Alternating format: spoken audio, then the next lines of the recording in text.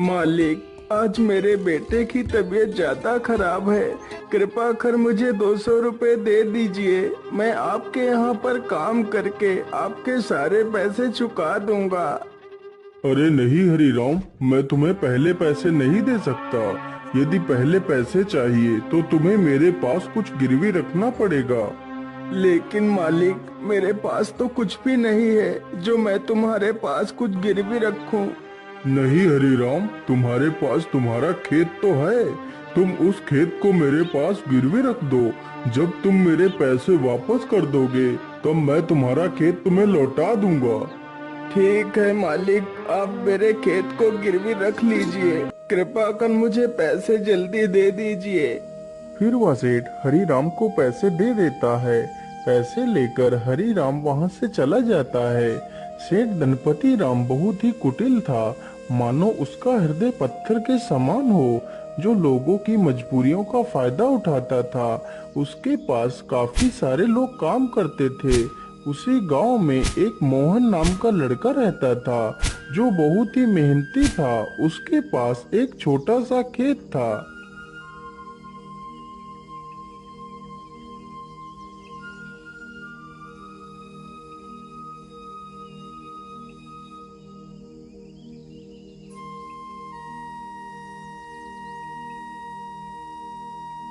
अरे मोहन बेटा, जरा पानी वानी तो पी लो। तुम तो कितनी मेहनत करते हो। हाँ चाचा, क्या करूं, बिना मेहनत के तो कुछ होगा भी नहीं। हाँ बेटा, तुम्हारी इसी मेहनत की वजह से ही तुम इस छोटे से खेत में दोगुनी फसल उगा पाते हो।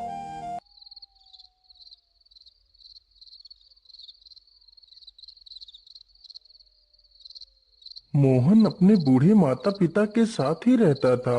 मोहन के पिता की तबीयत हमेशा खराब ही रहती थी।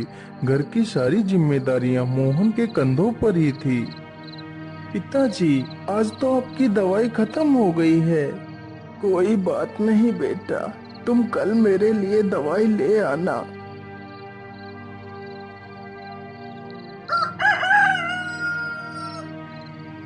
मोहन सुबह उठकर अपने पिता के लिए दवाइयां ले आता है। माँ, मैं पिताजी के लिए दवाई ले आया हूँ। आप पिताजी को दवाइयाँ समय से खिला देना। हाँ हाँ बेटा, मैं तुम्हारे पिता को दवाइयाँ खिला दूंगी। माँ, आज तो मौसम कितना अच्छा है।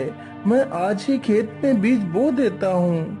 ठीक है बेटा, जैसा तुम्हें अच्छा लगे वैसा ही करो। मोहन तुरंत ही अपने बैलों को लेकर खेत की तरफ निकल पड़ता है।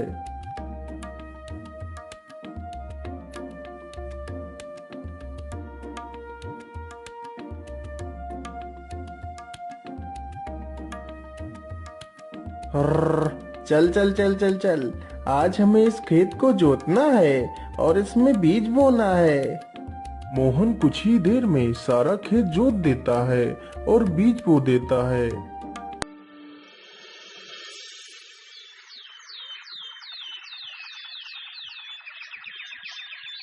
कुछ ही दिनों में खेत में बहुत अच्छी फसल तैयार होती है। अरे मोहन भाई, हर बार की तरह इस बार भी आपके खेत में कितनी अच्छी फसल तैयार हुई है। हाँ मदन भैया, यह सब ऊपर वाले का ही आशीर्वाद है, जो हर बार मेरे खेत में इतनी अच्छी फसल होती है। वे दोनों आपस में बात कर ही रहे थे कि तभी काले बादल छा जाते हैं।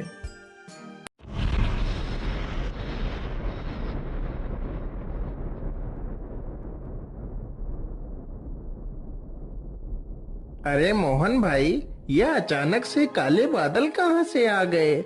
मुझे लगता है आज तो कितनी जोर का तूफान आने वाला है। चलो जल्दी से घर चलते हैं। अरे मदन भाई, ठीक ठीक बोलो। यदि तूफान आ गया तो हमारी सारी फसलें बर्बाद हो जाएंगी।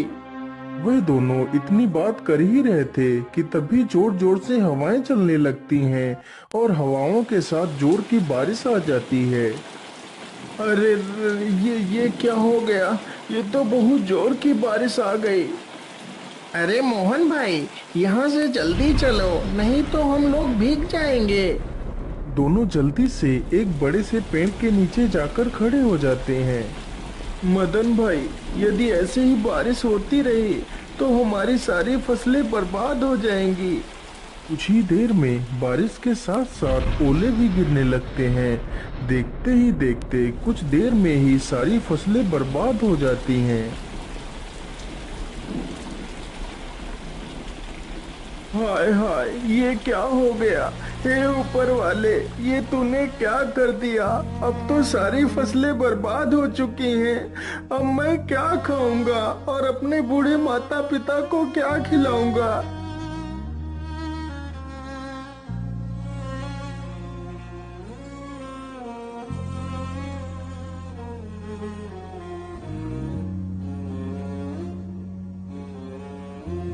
बेटा, तुम चिंता मत करो, ईश्वर पर भरोसा रखो, सब कुछ ठीक हो जाएगा।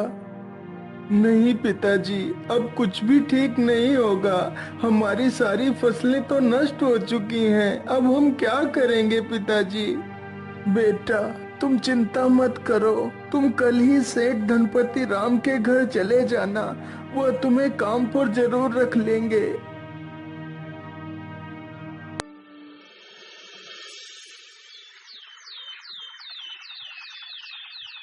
अगले ही दिन मोहन सेठ धनपति राम के पास जाता है।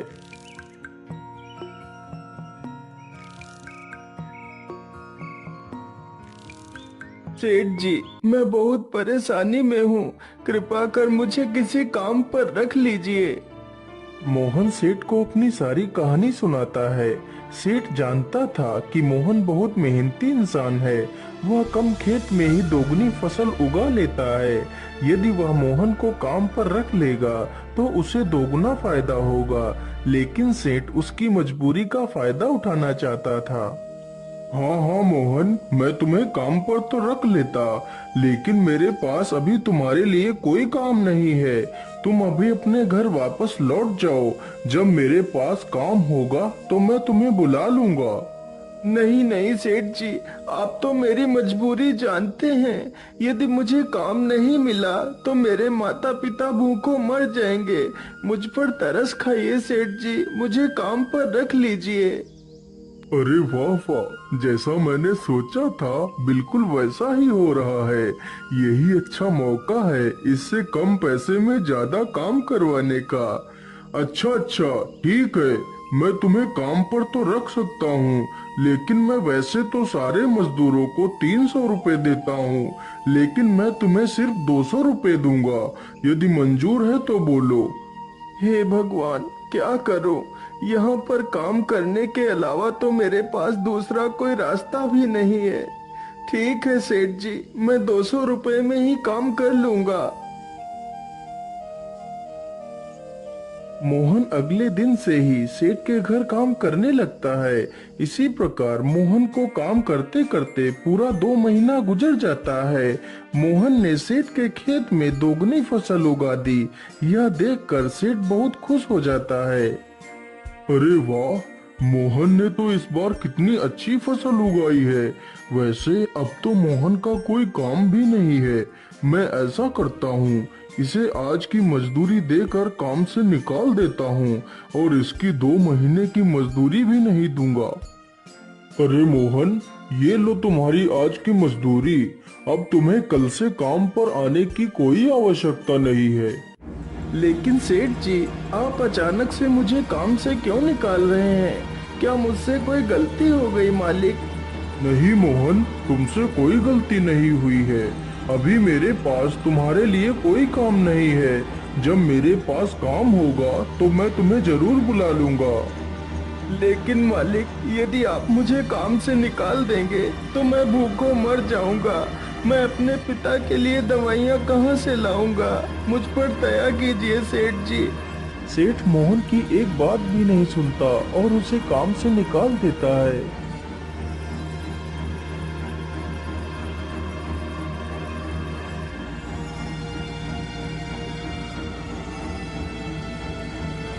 अरे बेटा, आज तुम खाली हाथ ही आए हो। आज तुम घर का राशन तो लाए ही नहीं। माँ, मुझे माफ कर दीजिए, अब मैं आपके लिए कुछ भी नहीं कर सकता। लेकिन बेटा, आखिर क्या बात है, तुम इतना परेशान क्यों हो? फिर मोहन सारी कहानी अपनी माता को सुनाता है। अब आप ही बताइए माँ, मैं क्या करूँ, कहाँ काम करूँ, किसके सामने हाथ फैलाऊं? बेटा, तुम परेशान मत हो, हम लोग आज पानी पीकर ही सो जाएंगे। वैसे भी मुझे तो भूख नहीं लगी है। और बेटा, तुम हार मत मानो, तुम कल फिर से सेठ के पास जाना। हो सकता है सेठ तुम्हें काम पर रख ले।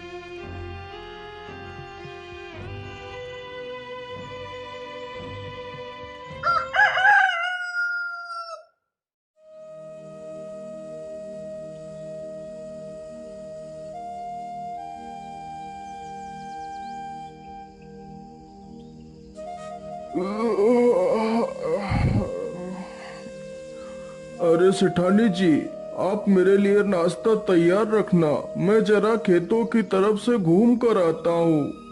ठीक है, आप आराम से जाइए, तब तक मैं आपके लिए नाश्ता तैयार कर दूंगी। इतना सुनकर सेठ वहाँ से चल पड़ता है। तभी देखता है कि मोहन उसके घर के बाहर ही खड़ा है। अरे मोहन, तू इतनी सुबह सुबह यहाँ क्या कर रहा है? मालिक, मैं आपके पास ही आया था। यदि मुझसे कोई भूल हो गई हो तो उसे क्षमा कर दीजिए मालिक, लेकिन मुझे काम पर रख लीजिए। अरे मोहन, तू तो कितना बेशर्म है।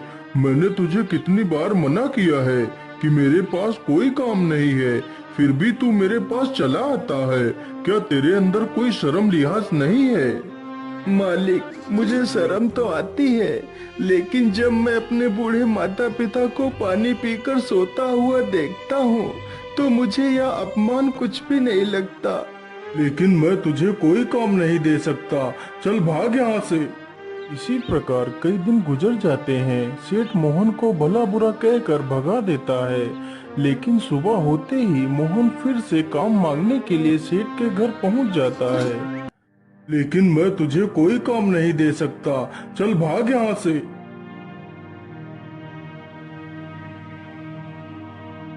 हे भगवान, मैं तो इस मोहन के बच्चे से परेशान हो गया हूँ, लेकिन यह तो सुधरने का नाम ही नहीं ले रहा। मैं ऐसा करता हूँ, कल सुबह होने से पहले मैं यहाँ से कुछ दिनों के लिए अपने रिश्तेदार के घर चला जाता हूँ, तभी मैं इस मोहन से अपना पीछा छुड़ा पाऊंगा। सुबह होने से पहले सेठ और उसकी पत्नी बैलगाड़ी में बैठकर वहाँ से चले जाते हैं।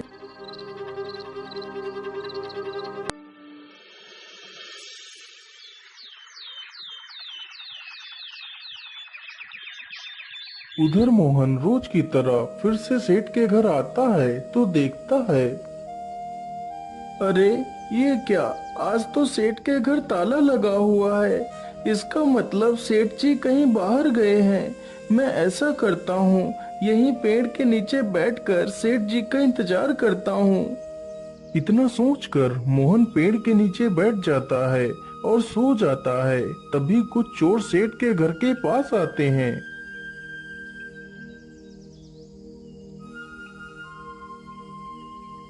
अरे लल्लन, आज तो यह दुष्ट सेठ है भी नहीं। आज अच्छा मौका है, चलो आज इस सेठ की सारी तिजोरी खाली कर देते हैं। चोर जल्दी से एक पत्थर उठाता है और ताले को तोड़ने लगता है।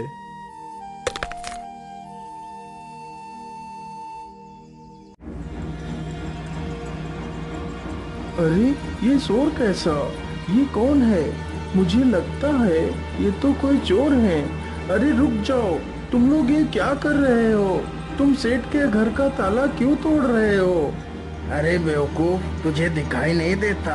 हम लोग चोर हैं और यह ताला हम लोग चोरी करने के लिए ही तोड़ रहे हैं। चल भाग जा यहाँ से। अरे नहीं नहीं, मेरे रहते हुए मैं तुम लोगों को चोरी नहीं करने दूंगा।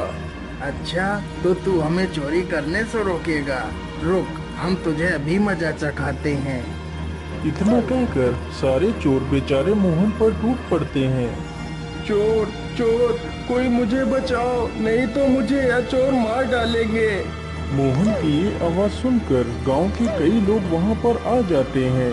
तभी वह सारे चोर वहां से भाग जाते हैं, लेकिन बेचारा मोहन काफी ज्यादा घायल हो जाता है।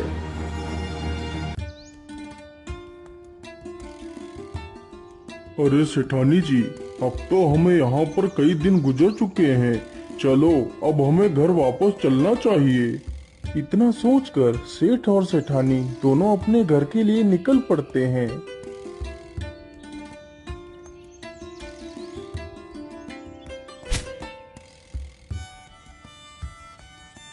अरे वाह, जैसा मैंने सोचा था बिल्कुल वैसा ही हुआ। अब तो मोहन से मेरा पीछा छूट गया। लेकिन ऐसा कैसे हो सकता है? मोहन आज भी नहीं आया। मोहन इतनी जल्दी हार मानने वालों में से नहीं है। फिर वह आया क्यों नहीं? कहीं वह किसी मुसीबत में तो नहीं पड़ गया? चलो चलकर देखता हूँ। इतना सोचकर सेठ गांव की तरफ निकल जाता है। अरे मदन भाई, मोहन कहीं दिखाई नहीं दे रहा। वह कहाँ गया है? अरे सेठ जी, मैं तुम्हें क्या बताऊं, आप तो बर्बाद होने से बाल बाल बच गए। क्या मतलब? मैं कुछ समझा नहीं। तुम क्या कहना चाहते हो? फिर मदन सारी कहानी सेठ को सुनाता है। ये सुनकर सेठ के पैरों तले जमीन खिसक जाती है। सेठ जी, मोहन बहुत नेक दिल इंसान है। उसने आज तक किसी का बुरा नहीं किया है। कृपा कर आप उसे अपने पास रख लीजिए। नहीं मदन, मुझसे बहुत बड़ी गलती हो गई है। मुझे जल्दी से मोहन के घर ले चलो। सेठ जैसे ही मोहन के घर पहुंचता है तो देखता है मोहन घायल अवस्था में चारपाई पर पड़ा है। मोहन, मुझे माफ कर दो। मैंने तुम्हें बहुत तकलीफ दी। जिस इंसान को मुझे अपने गले लगाना चाहिए था, मैंने उसे ही तकलीफ दी। हो सके तो मुझे माफ कर देना मोहन। नहीं सेठ जी, आप माफी क्यों मांग रहे हैं? ये तो मेरा फर्ज था। मोहन, तुम कल से मेरे पास आ जाना। मैं तुम्हें अपना विशेष अधिकारी बनाऊंगा। फिर सेठ तुरंत ही मोहन की माँ को 500 रुपए दे देता है और अगले ही दिन से सेठ मोहन को अपना विशेष अधिकारी बना लेता है।